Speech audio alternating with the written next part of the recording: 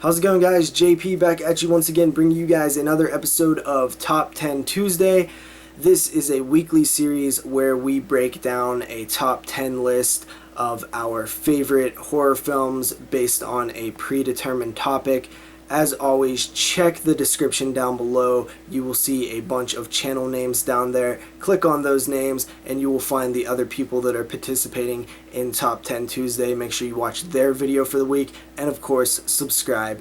So this week's Top 10 Tuesday is werewolf films, and a little disclaimer about werewolf films is I really haven't seen a whole lot of them. I'm actually embarrassed and shocked at the lack of werewolf films that I have seen. When I was, doing a little bit of research, picking them out of my collection, I was like, wow, this is kind of going to be easy because, let's face it, I've seen very little werewolf films, half of them bad, half of them good, so I take the good half and create a top 10 list out of it. Another little disclaimer, I have not seen really any of the classic Universal Wolfman films or anything from that era, so those will not be on the list. This will be my top 10 favorite out of the ones that I've seen. I don't feel comfortable saying that these are the best. That would be a different list. And I have not seen enough werewolf films to really feel like I know which ones are better than other ones out there. So also, I tried to keep non-werewolf specific films off the list, so no Trick or Treat or no Monster Squad, because it's not really a werewolf film, it just has werewolves in it. So, with that said, let's hop into this list. Coming in at number 10, I actually do not own this film. It's one that I seen last year. It almost made my top 10 list of last year. It kind of just got nudged off right at the 15 number mark, and that is Wer. The film was made a few years ago, but it was just released on video last year. It's W-E-R. What a fantastic, interesting take on the werewolf genre. They take the mythology of the werewolf and kind of do it in a realistic way. Like, if there was some sort of disease or mutation that caused you to have these werewolf-like symptoms, what would happen? And they kind of handled it like that. It's, also sort of a crime drama, just really handled very well creatively, just a ton of fun. I was really surprised with this one, and I honestly do recommend it to anybody who has not seen it. I feel like most people would enjoy this film. It's a strong werewolf film, and it really takes a classic subject matter in werewolves, which is almost as old as horror in itself, and adds a new spin to it. And we hear that all the time. This is a new zombie film, but they do a different spin on it. But this is a true different take on the werewolf genre. So check it out. Wer, coming in at number 10.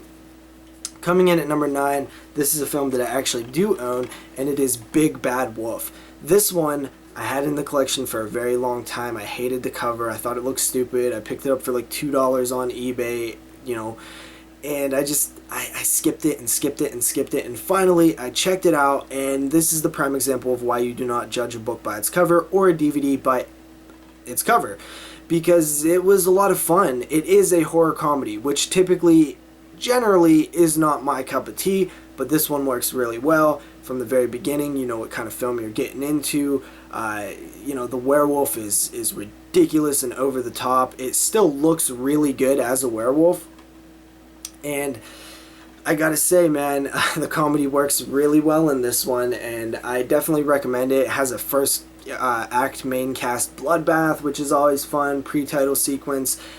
Big Bad Wolf was definitely a big surprise, a lot of fun, and earns the 9th spot on my top 10 favorite werewolf films. So, coming in at number 8, we have another one that I actually own, and that is Bad Moon. I have it in this multi-pack here. So Bad Moon is one that I've just seen recently, within the last month, and I was really impressed. It was a lot of fun.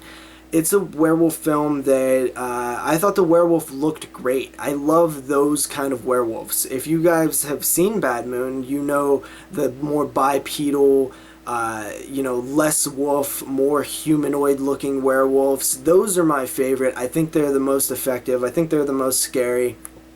And I think they just look the most badass.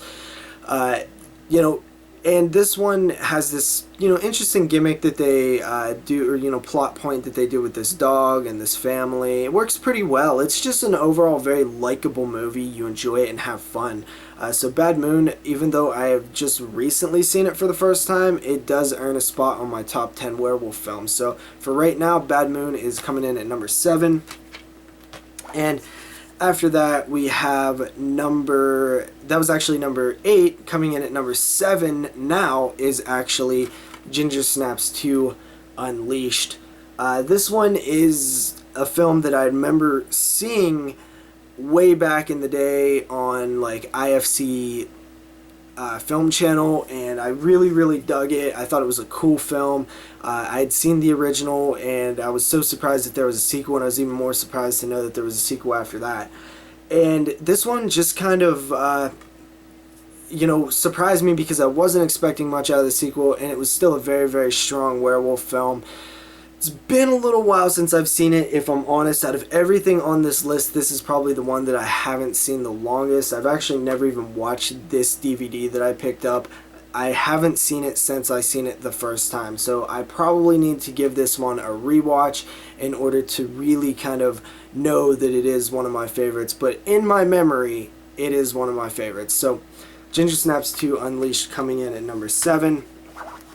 Of course, now we are moving on to number 6, and it's actually a film that I do not own once again. It is Late Phases. This was a film that did make my top 10 list, and it did make my top 5 list of 2013. I was kind of blown away with this one. I just love the setting, the setup, where you're dealing with a blind guy, and he's living in a retirement home, and there's werewolves, and his sort of character is what really drives the movie. His personality, he's kind of this ornery, old, bitter guy who has, his own demons and skeletons that he's battling, as well as werewolves, and he's really handicapped, being blind. It's, a very interesting but very touchy type of film to do, because it could easily become very unbelievable, and I do feel like it did for some people, but to me it blended well and it mixed well. Just an overall great movie. Loved Late Phases. Super surprised by it because I didn't hear anybody talking about it really by the time I seen it last year. So Late Phases, highly recommend it. Coming in at number 5, this is actually one that I do own, and that is The Howling. This is one that I have always been on record saying that I wasn't a huge fan of. I picked up the DVD years ago, maybe like 2009, 2008 or something like that, and I just thought it was okay when I first watched it. I didn't really dig it like a lot of people do. It wasn't until recently when I talked about it on the podcast where I was really like, you know what, this is a really well-made movie. And even though I didn't like it at first, I can see why everybody likes it, and it really kind of grew on me. So The Howling is definitely, it's a classic werewolf movie. It, was done really well. It's kind of this interesting, kind of like tribe of werewolves. And, it's like a coven, I don't know, a colony, if you will. That's what it says on the back. And the werewolves look outstanding. I feel like the main problem with this film for me was just the characters. I really didn't care for them that much. But overall, just the entire tale works very well. It's definitely a really good werewolf film, and it definitely makes number 5 on my top 10 favorite werewolf films. So coming in at number 4, we actually have another one that I didn't see growing up, but it's one that has grown on me since I've seen it, and that is Silver Bullet. I remember this one was out of print for a long time, and it was hard to get. And then when they kind of re-released it, I picked it up for like $5 at Walmart. Was really stoked to finally check it out. You have Gary Busey, Corey Haim. Corey Haim's in a wheelchair. Kind of reminds you, Late Phases kind of reminded me of this one a little bit, because the lead character is handicapped in some sort of way, which really kind of adds a whole nother level to the werewolf film, because, it's not just you're dealing with a werewolf, but you're dealing with a werewolf while in a wheelchair. It adds to the, suspense. Good stuff here. Interesting, cool wheelchair. Gary Busey's awesome.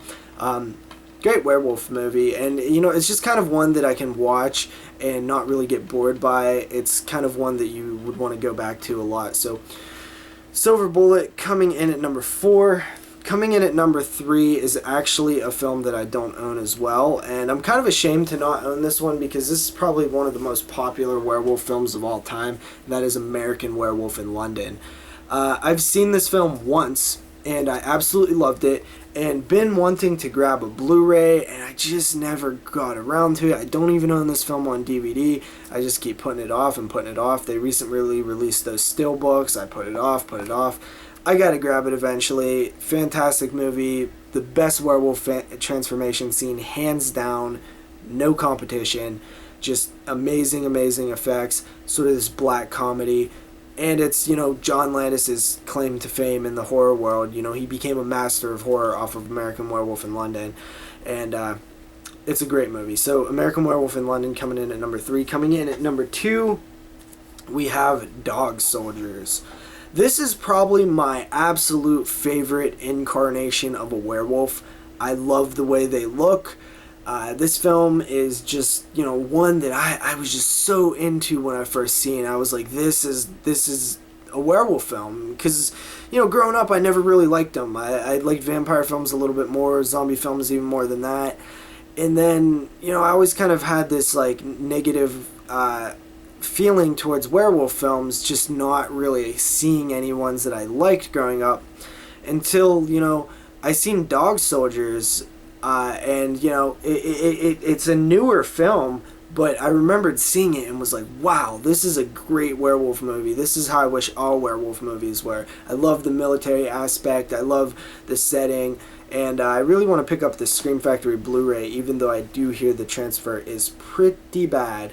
But it is director approved, so we will see. I will grab that eventually, but yes, absolutely great werewolf film. And finally, coming in at number 1, this is my absolute favorite werewolf film of all time. I love this film, and that is Gingersnaps. This I remember seeing late at night in like 2001, flipping through the channels and just, you know, loving it. I was like, wow, this is so good. This is such an interesting concept for a werewolf film.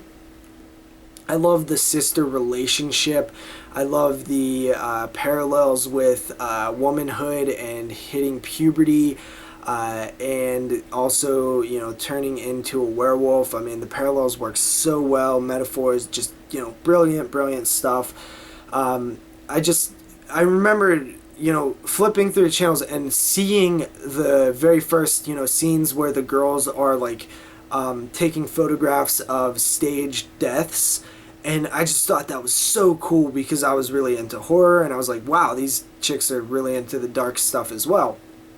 Really cool movie. Can't say enough about it. I should actually crack the Scream Factory open and watch it eventually, but I still haven't done that. Anyway, guys, that is my top 10 werewolf films. These are my favorites, and honestly, even at number 11, 12, I was getting stuff like Cursed, which was Wes Craven's, you know, failed attempt at a werewolf film. So my werewolf palette is not that big, so I really do need to get out there and check out some more werewolf films. Let's see you guys next time with another Top 10 Tuesday. Peace out.